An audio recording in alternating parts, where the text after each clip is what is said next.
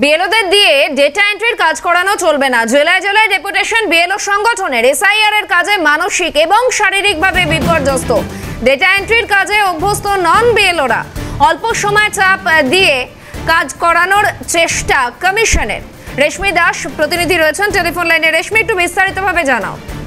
দেখো, ইতিমধ্যে বিএলও সংগঠনগুলির তরফ থেকে প্রতিবাদ জানানো হচ্ছে এবং বিএলও সংগঠনগুলির তরফ থেকে ইতিমধ্যে ডেপুটেশন দেওয়া হয়েছে নির্বাচন কমিশনের যে রাজ্যের যে সদর দপ্তর রয়েছে সেখানে, এবং নির্বাচন কমিশনের সিওর কাছে তারা অভিযোগ জানিয়েছেন এবং তারা বলছেন এসআইআর ফর্ম বিলি এবং জমা নেওয়ার পাশাপাশি বিএলওদের জোর করে চাপ দিয়ে অনলাইনে ডাটা এন্ট্রির কাজ করানো যাবে না। এই কাজের ফলে বিএলওরা মানসিক এবং শারীরিক দিক থেকে বিপর্যস্ত অবস্থায় রয়েছে, ফলে অনেকেই ডাটা এন্ট্রির কাজে অভ্যস্ত নন, তারা মানসিকভাবে বিধ্বস্ত হয়ে পড়ছেন। অল্প সময়ে বেশি কাজের বোঝা চাপিয়ে দেওয়া হচ্ছে।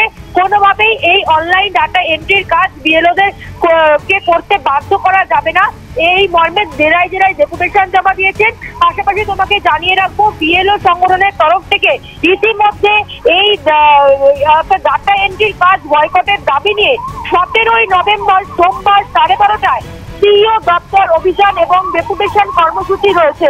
শিক্ষা অনুরাগী ঐক্যমঞ্চ বিএলও শাখার তরফ থেকে এই ডেপুটেশন এবং প্রতিবাদ দেখানো হবে।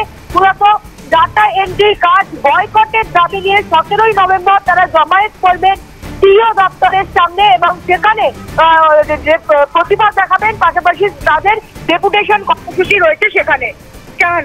ধন্যবাদ রেশমি।